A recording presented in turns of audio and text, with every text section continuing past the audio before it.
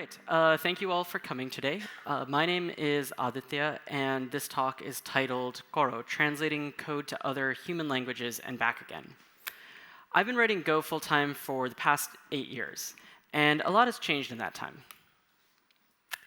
This here is from the source code of the Go 1.0 compiler from back in 2012. If you don't write C, there's a lot of unfamiliar stuff there. You might be able to get a sense of what's happening, but not really completely. And it would be much harder to write it yourself than it would be to read it. And this is a huge barrier to contributing to the Go project, and everyone recognized it. Think about it. We're here to contribute to the Go project. We already know and use Go, so why should we learn a different language, C, just to do that? So we rewrote the entire Go compiler from C to Go, and that was released in 2015. We did that largely with the help of a C2Go translator that translated most of the code automatically, and then the remainder was done by hand, little tuning fixes here and there. There's a great talk from the very first GopherCon about the process of translating the Go compiler. But that only removed one language barrier, and there's still one more language barrier to contributing to Go. Go development happens almost entirely in English. That's true both of the official Go project, but also of other popular projects that use Go, like Docker, Kubernetes, Grafana, and so forth.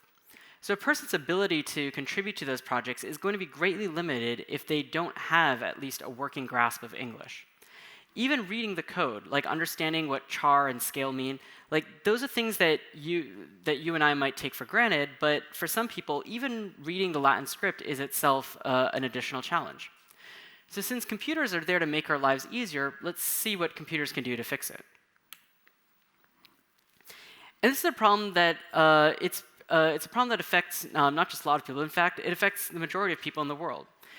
95% of the world doesn't speak English as their first language, and 89% doesn't actually speak English at all. So if this conference were perfectly representative of the world in every way, only about, 15 people would even be able to understand this talk. And of those, only 30 people, and of those, all but 15 would be listening to me speak in what's for them a foreign language. Technology, including software, is a powerful enabling force. We have the power to do amazing things on a global scale using technology. If we think back to some of the greatest discoveries that have been reported recently, we've been able to capture an image of a black hole that's over 55 million light years away. Today, we can treat and cure diseases that would have been thought fatal just decades ago. And we don't always think of those as achievements of software, but really they are. Software is the underpinning for many of these great advancements. But of course, software can be used for pretty horrible purposes as well. People have written software that's used to enable oppression, inflict violence, or even commit genocide. So if we think that software is a powerful and enabling force, then we need to look at who it enables. If writing software is only an option for 10% of the world, then that leaves out the vast majority who don't have the ability to influence the world, influence and shape the world around us. So if Go wants to be the future of software development, writing Go needs to be accessible to people who speak all languages, not just English. And the idea of eliminating natural language barriers to programming isn't new at all. In fact, it's very old. Grace Hopper was one of the first computer scientists, and she wrote the very first compiler for a high-level programming language. The language she invented was called COBOL, and the goal was to have English-like natural language syntax so that business executives could write code. She received incredible pushback about this. Engineers were furious. They thought, well, if non-engineers could write code, this could put us out of a job. But Hopper's vision actually took this even further.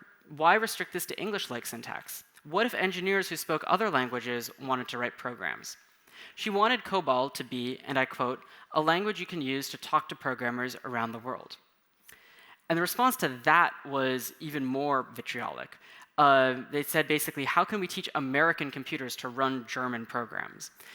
And this wasn't a question of how it could be done technically. Remember, Grace Hopper worked for this was all done from the US military. This was through the Navy. So this was basically just about a decade and a half over World War II. So the fear of threats from Germany or Russia were still pretty strong in the military's mind. But even if Hopper's idea was put on the back burner due to xenophobia and politics in the 1950s, we can look at what that means today and learn from the approach. This is Hopper speaking about COBOL many years later. She said, "I would have thought COBOL would be useful to NATO because they had the common verbs for the things that they were going to do. And the nouns, they'd just have to have a dictionary for things they were referring to for inventory control. They'd have common nouns throughout NATO, and they could make a dictionary of common verbs and translate the program. You could write one in English, and you could translate it, and it could go to the other language. No problem, you'd have communication. It would be a limited vocabulary." An interesting side note is that Hopper chose the imperative mood for programming verbs specifically because she believed it would be universal to all languages. Not all languages distinguish between the past, present, and future tenses, but languages generally have a way of commanding people to do something. And COBOL was one of the languages which popularized imperative programming styles, so this has stuck with us to this day. Notice how even in Go, function names are usually imperative. That's indirectly a result of this tradition that started with COBOL. So let's see what we get when we take the same principles behind Hopper's vision and apply them to a modern programming language like Go. To answer this question, we can look at Goro. Goro is an extension of the Go compiler and toolchain to support Bengali. The name Goro is an idiomatic translation of the English name Go. Now, in a moment, we'll get to why I chose Go as the example language for example programming language for translating. But you might be wondering, for the human language, why Bengali? Well, there are a few reasons. First, it's the language that my family speaks. If you talk to any Bengali person, they're generally going to we're very proud of our language. Some years back, the UN declared it actually the sweetest language in the world. Bengali people like to say that it's a language so beautiful that people literally fought a revolution 40 years ago for the right to speak it. But on a more practical level, it's, after Hindi, it's the most common language spoken in India, which makes it the 7th most widely spoken language in the world. That means it's more common than Portuguese, Russian, Japanese, French, or German. It's actually a more widely spoken first language than German and French combined. So that's a huge segment of the world whom we could be enabling if we allow them, if we give them the ability to program in their native language. Bengali also gives us an opportunity to test out something interesting because it uses a non-Latin script. You can see here that this isn't written in the same script as German or English or any Romance languages. And that's something which computers haven't historically always dealt with that well.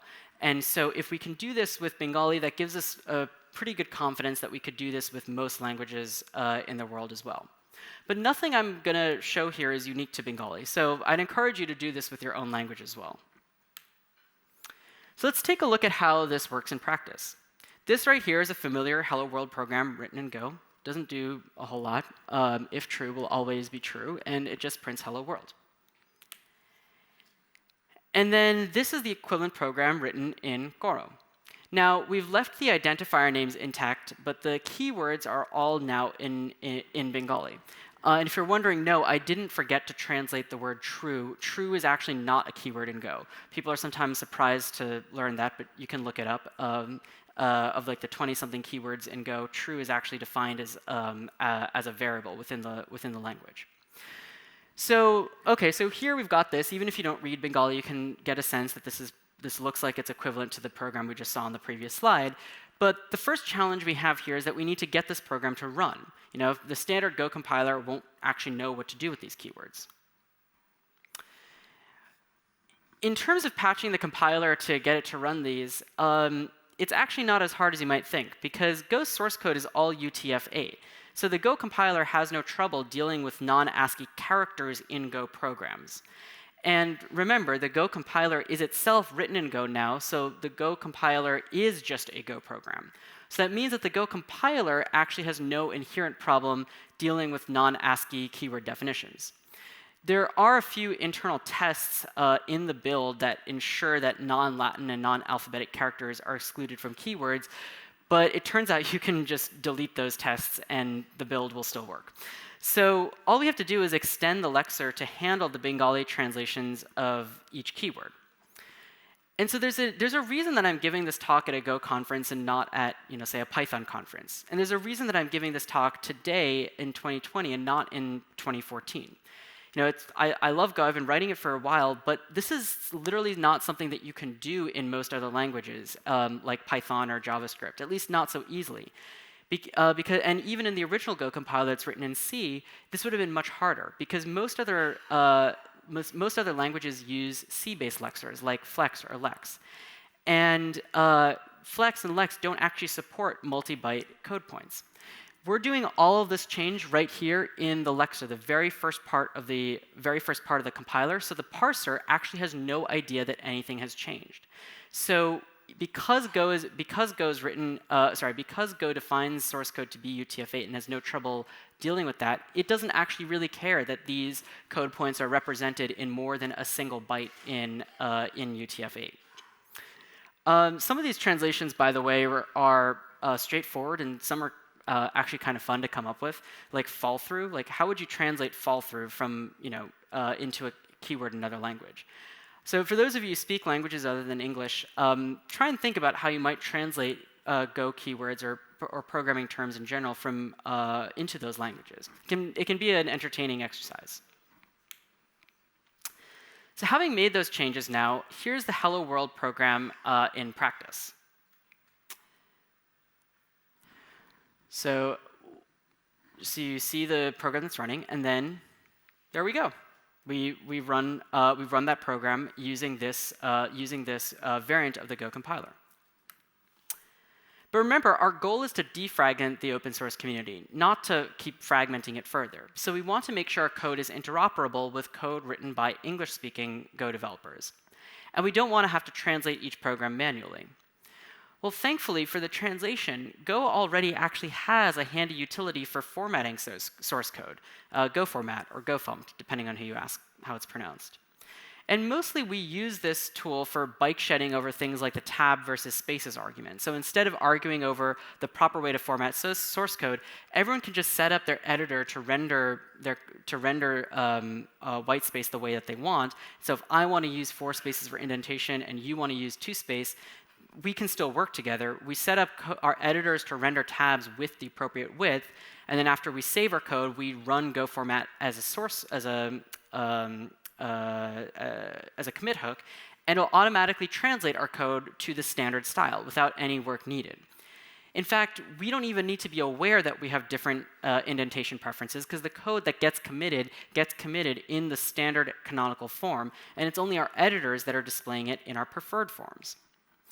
But Go format's actually capable of handling a lot more than just white space. Like, it can remove unnecessary parentheses or do other simplifications of code, and it's syntax aware, so that means it's smart enough that it will never change your code semantics. So that's a simple way of saying that that's a great tool for performing fully isomorphic translations of Go source code. And so we can extend it and actually repurpose it for translating English Go into Bengali or Bengali Go code into English. And that's what Goro format does. So let's translate Goro back into English Go. So we start here with a Bengali Go program. And Goro format translates that back into English. But don't take my word for it. Let's see that it actually runs and does the same thing. Write that to file. Now we're running it with a standard Go compiler. There you go. So we've taken a Bengali code program and translated it into another language and run it in both languages. I think that's pretty cool, right? Yeah.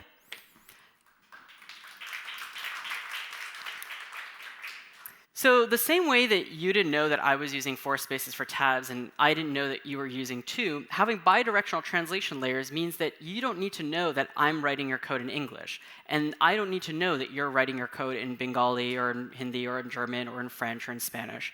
We can localize our code as a commit hook the same way that we're formatting our source code as a commit hook. So as a developer, Goro and this principle means that you only ever need to be able to look at source code in your own language. So as far as the code is concerned, our language preferences are no more of a barrier between you and me collaborating together than our indentation preferences are. And that's the way that it should be, because computers are here to make our lives easier. All right, so we've translated the keywords, but you'll notice that we didn't touch everything, like package names and variable names. So there's a lot of, people have written a lot about the topic of choosing good variable names, and the main thing that most people agree on is that they should be both descriptive and concise, whatever that means. But of course, if we leave the names in English, as most open source projects do, that's not going to be very descriptive to someone who doesn't actually speak English. So is there a way that we can translate these as well? It turns out that many variable and function names are already actually highly structured.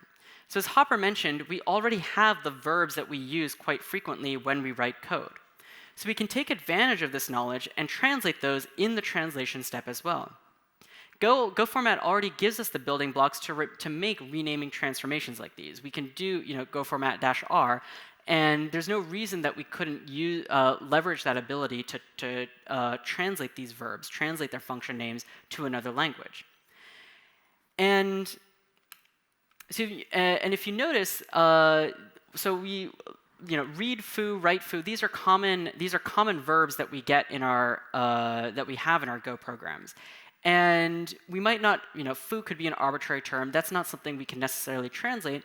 But we know that reading and writing are common operations. We can actually parse those as part of the function names and translate those as well. So you can say fu poro fu leko, and yeah, you don't translate everything. You don't get it all for free, but we can get many of them, and we can make our code much more accessible to non-English speakers. They can at least see that this function is intended for writing something, for mutating something. It's intended for closing something, whatever that something is, be it a file descriptor or or a socket or so forth.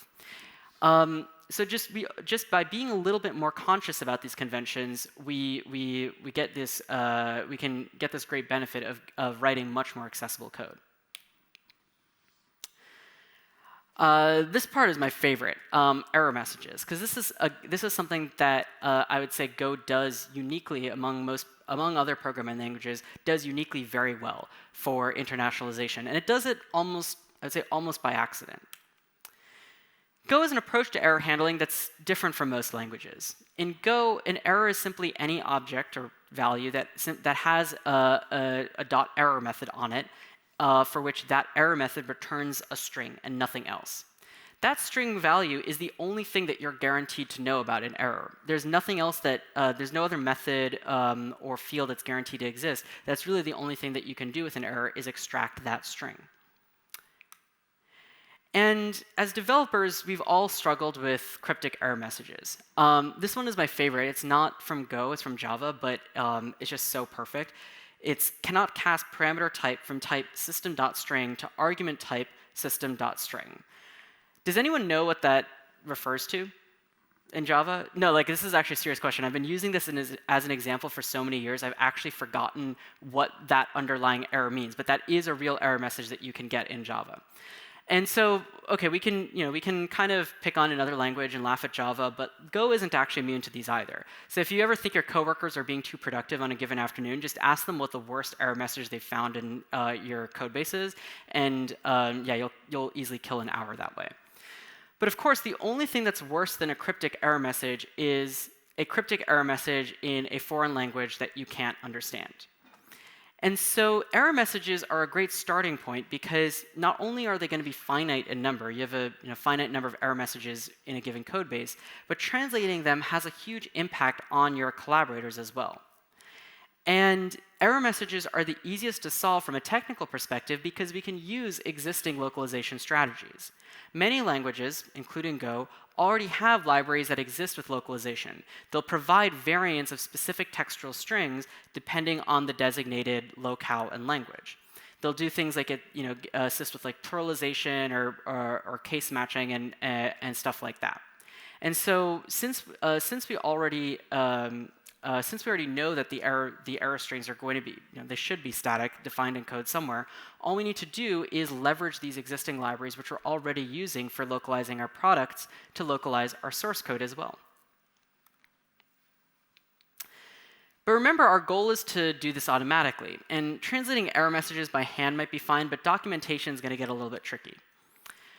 And you might think that reaching for automatic translation, which sometimes can be a little bit wonky.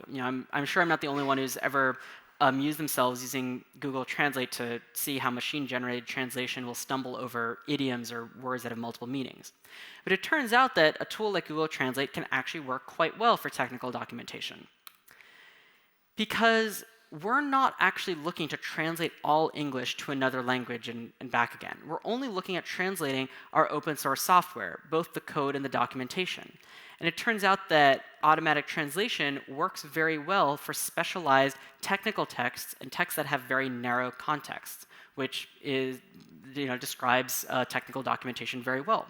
This is similar to the C2Go translation tool that was used for the Go compiler, translating that from C into Go. If you talk to Russ Cox, he'll say, you shouldn't. That was developed specifically for this one project. You shouldn't use that and try to translate all C into Go because it'll actually it might generate incorrect or misleading code. But that's fine. We don't need to translate everything. We're just looking at translating things in our context. So just to give you an example of what that might look like, this is some documentation on the left from the IO package in English. And on the right, I've just translated that using Google Translate into Bengali. And I could tell you that this is a pretty good translation and ask you to take my word for it, but that's a bit anticlimactic and not very convincing. So since I don't have time in the next 5 minutes to teach you all Bengali fluently, to give you a sense for how much information is lost in that translation step, let's see what happens if we try to translate the Bengali back into English and use that as a proxy just to gauge how much information is lost in each step of translation.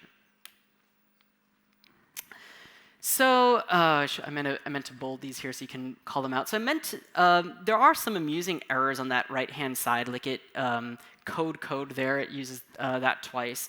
But you do actually get the gist of it if you read that on the right-hand side.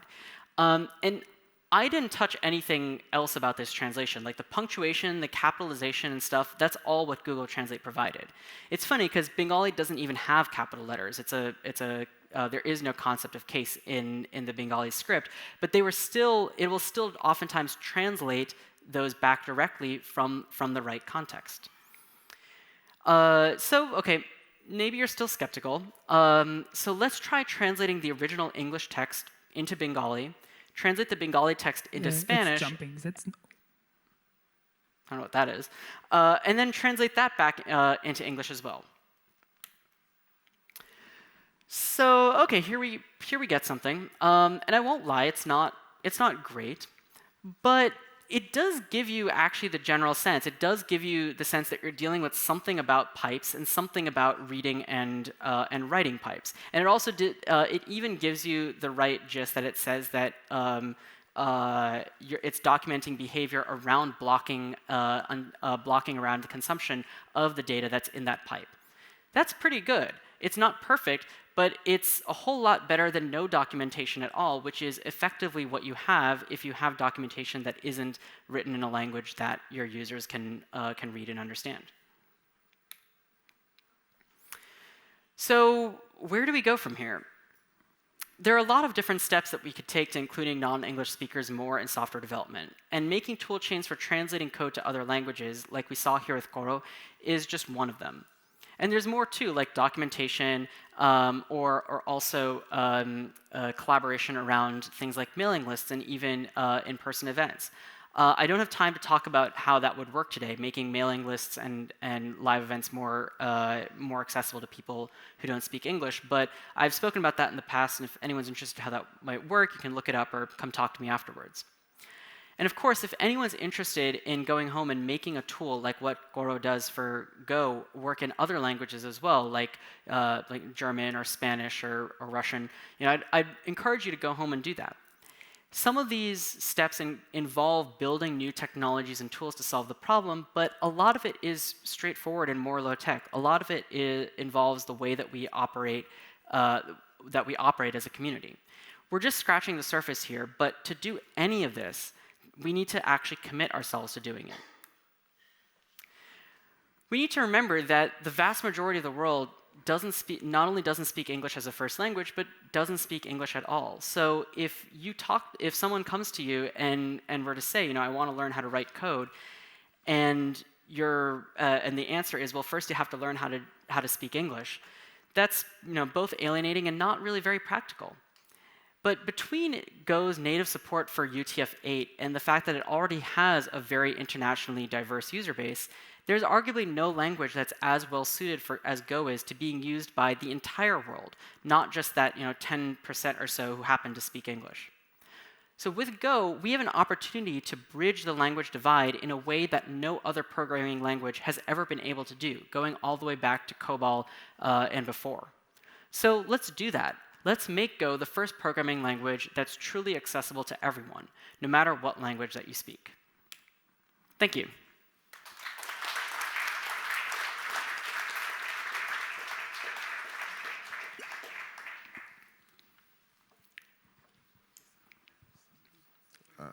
There's this elephant in the room that Go uses capital letters for making something exported. Oh, that's actually not as hard to deal with as you might think. There's a good mailing list. There's a good post, in the mailing list on the issue tracker from a few years ago about this. Basically, it was around.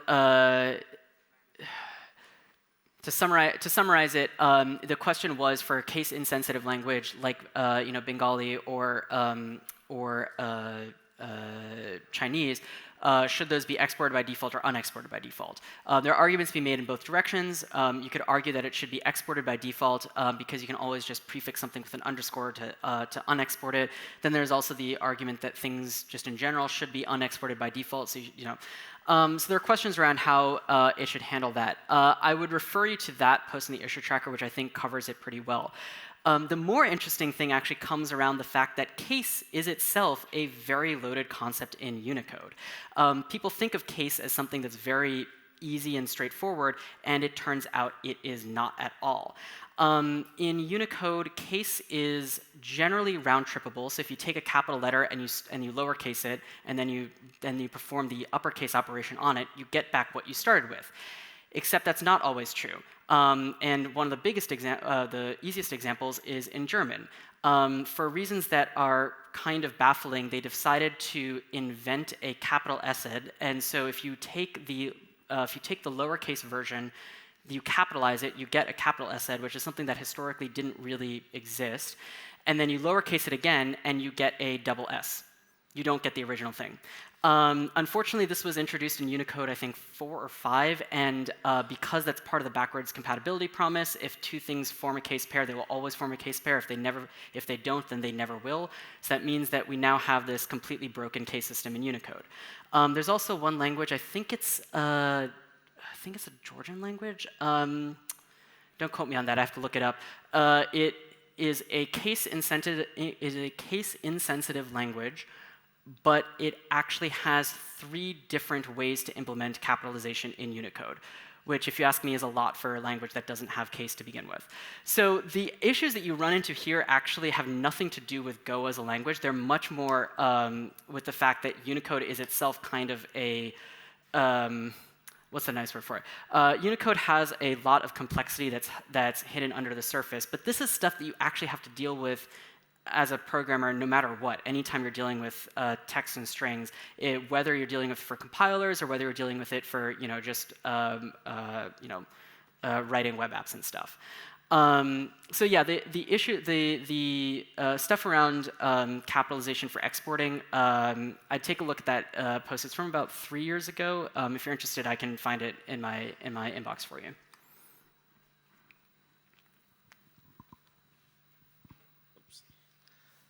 First, really nice talk. It's Thank really you. interesting.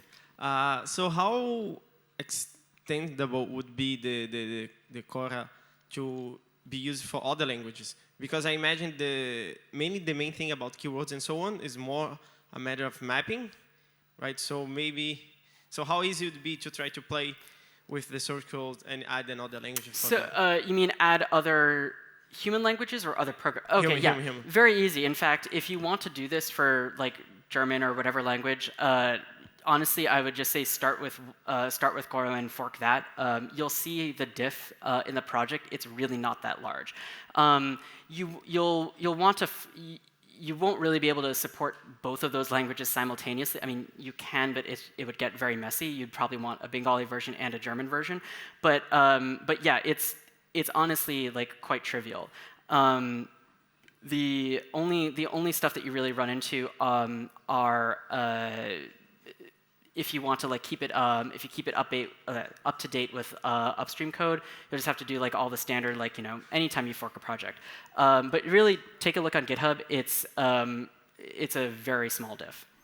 And again, that's because of Go. That's because the way Go is structured. Go can handle all this stuff just in the lexer. If you wanted to do this in I gave the same talk to a JavaScript conference, actually here in Berlin, like last year.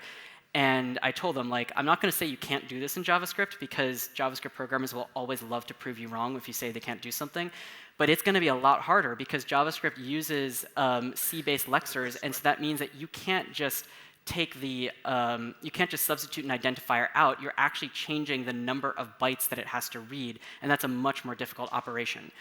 Very few languages can deal with this well. I think Rust could, but don't quote me on that.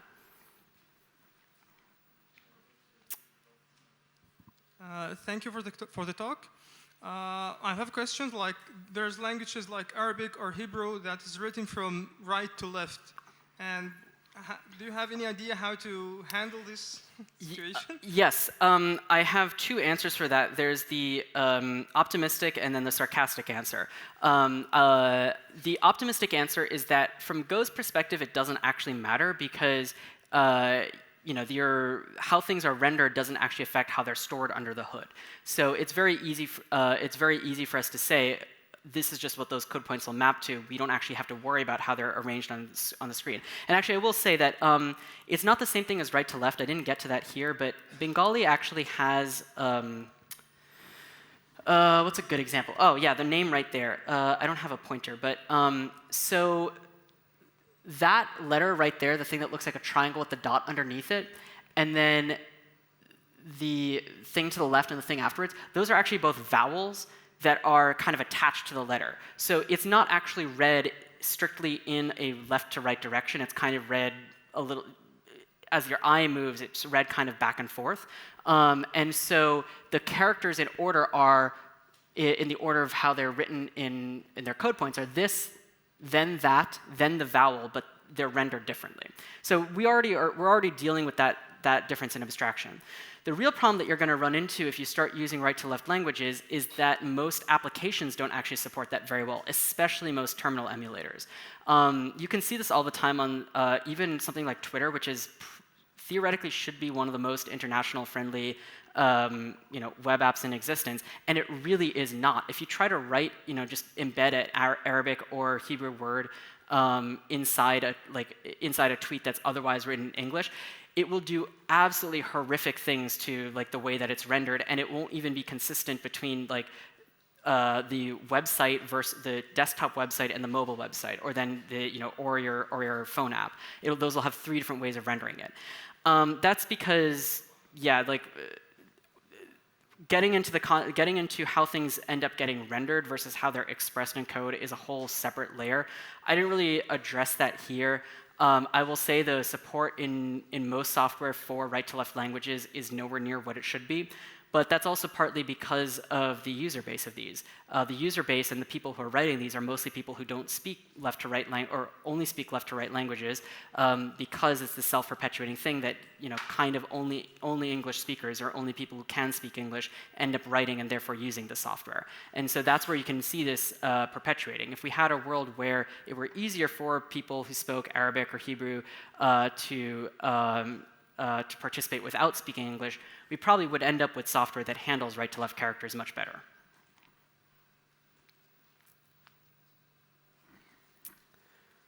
Cool. I think that's it for questions, but I'll be around today and maybe tomorrow as well if anyone would like to chat about this further. So thank you.